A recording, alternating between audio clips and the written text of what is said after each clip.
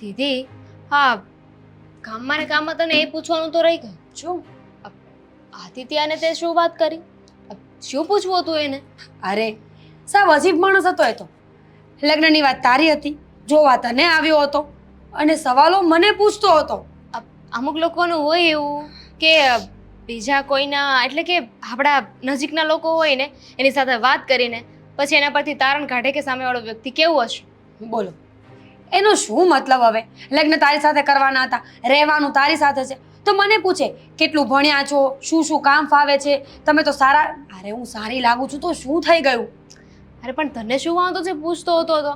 છોડ ને, હવે એના મનમાં જે સવાલ આવ્યા એને પૂછ્યા. શું ફરક પડે છે મને પૂછે કે તને પૂછે? તે શું વિચાર્યું એના વિશે? સાચું કહું તો કંઈ વિચાર્યું નથી. કેમ? જો, દેખાવે છોકરો સારો હતો, બોલી ચાલી ઉપરથી પણ મને સારો લાગ્યો, વ્યવસ્થિત ઘરનો લાગે છે, સ્માર્ટ લાગે છે, પણ તું કંઈક વિચારીશ તો આગળ વાત થશે ને. પણ એનાથી શું?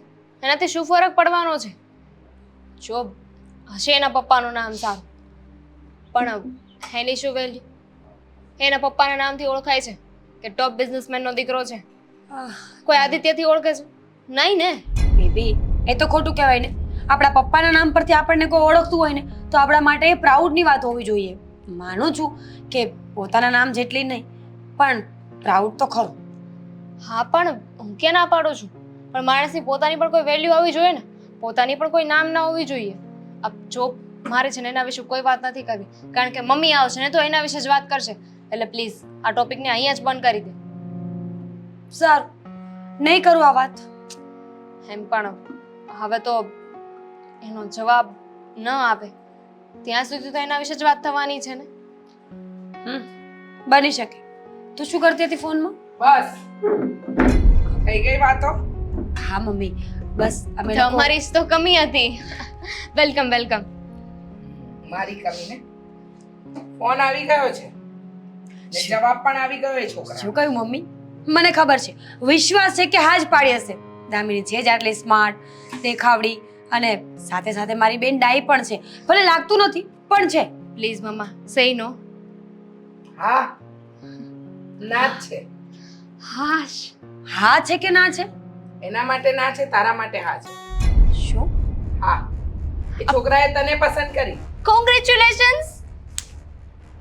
મમ્મી, જો મજાકના મૂડમાં નથી આવું, જે હોય તો સાચું બોલો. મજાકના મૂડમાં તો હું પણ નથી, પણ એને તું પસંદ આવી છે ને તારા માટે હા કેવડાવી છે. સારું કહેવાય ને દીદી, કહેતી હતી ને કે છોકરો બહુ સારો છે તો લગ્ન કરી લેને, શું વાંધો છે તને? મમ્મી, જો એમાં મારો શું વાંક? બસ તમે બધા નાટક રહેવા દે. તને મળવા બોલાવી છે. આપણી સોસાયટીની નજીક પેલું લેકવ્યુ ગાર્ડન છે ને, જા ત્યાં જઈને મળી આવ. મમ્મી પણ હું શું કામ મળવા જાવ એને? મારે એનું શું કામ છે? જો એને તો કામ છે ને, પણ કદાચ કોઈ બીજી વાત કરવી હશે ને, કદાચ મારા વિશે કંઈક બીજી વાત કરવી હશે. તું ચૂપ રહીશ? બસ તારા માટે હા આવી છે. હવે જઈ આવ. ખબર નહીં એને તારામાં શું દેખાઈ ગયું. મમ્મી, હા, તમે ગુસ્સો ના કરો.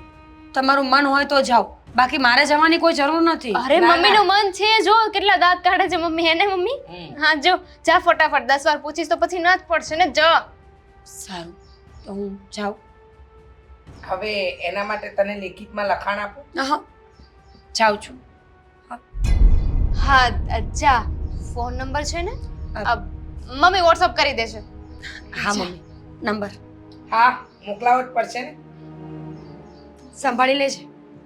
હા હા. મમ્મી હું શું કહેતી હતી, તમારા માટે મસ્ત એક કોફી કે ચા બનાવી દઉં ના ના, મારા હાથે? રહેવા દે, હું બનાવવા જાઉં છું. હો? હાશ.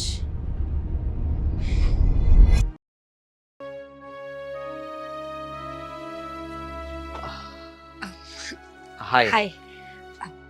સોરી, માફ કરજે, પણ મેં તને આજે જ મળવા માટે બોલાવી. હા, પણ એટલે જ પૂછવું હતું મારે કે એવું શું કામ? તમે ઘરે આવ્યા હતા તો પણ મારી સાથે વાત કરી અને અહીંયા પણ મને જ બોલાવી. હા, જો તને તો હું કહીને જ ગયો હતો ને કે મને તું પસંદ છે.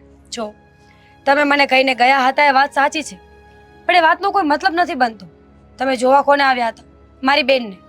તમને એ પસંદ હોય તો ઠીક છે, બાકી આપણે આ વાત ન કરીએ તો વધારે સારું. કેમ તારે મારી સાથે લગ્ન નથી કરવા?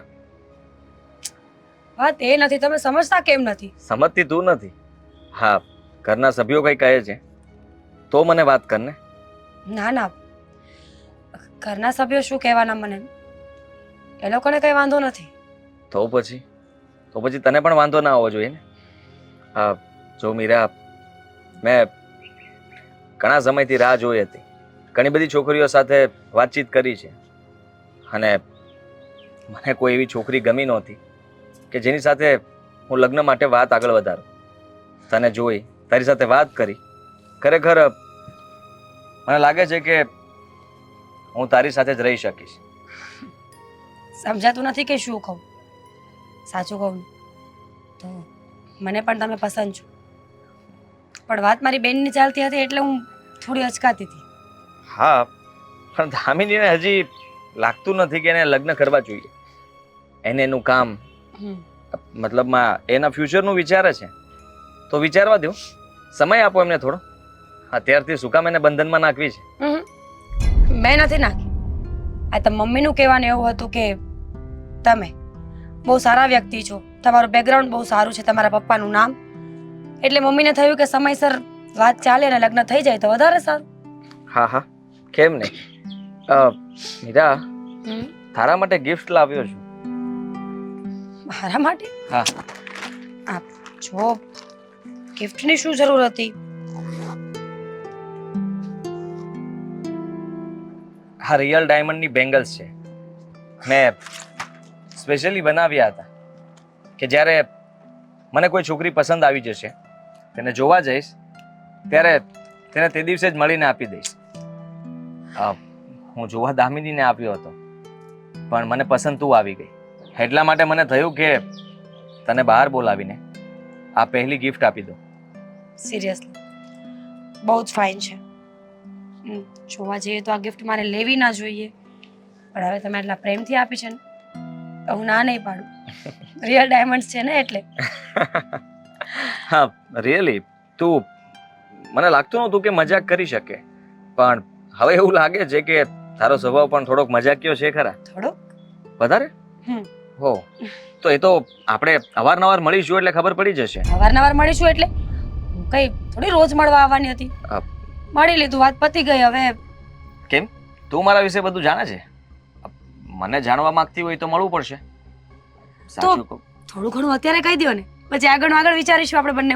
હું શું કામ કહું મારા વિશે? તારે જાણવું હોય તો તારે મારી સાથે વાત કરવી પડશે, મને મળવું પડશે અને મને જાણી લેવો પડશે. તમે મને તમારા વિશે કઈ નહીં કહો તો બીજા કોને પૂછીશ? તમારા પપ્પાને? માણસને પૂછવાથી એ બધું સાચું કહે એવું જરૂરી નથી ને. તમે એની સાથે રહો, એને અવારનવાર મળશો તો એનું વર્તન, એનો સ્વભાવ, એ કોની સાથે કેવી રીતે વાત કરે છે, એનું કામ, બધી જ ખબર પડી જશે. અને સ્ત્રીમાં એ શક્તિ સારી હોય છે કે જે બીજા સાથે વાત કરતા સાંભળીને પણ અંદાજ લગાવી દે છે કે માણસ કેટલામાં છે.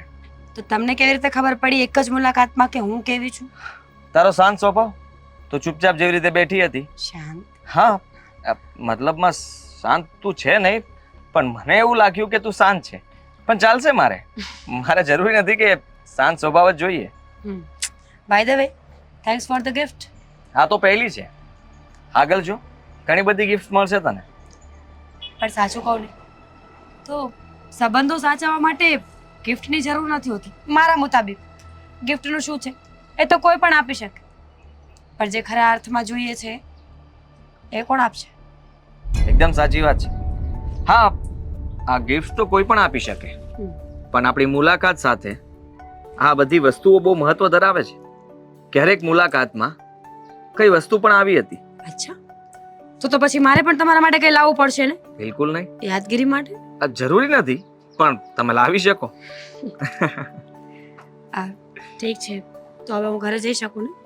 હા, પછી વાત કરીએ. ઓકે. Thank you. હું અંકલને કહીને વાત આગળ વધારીશ.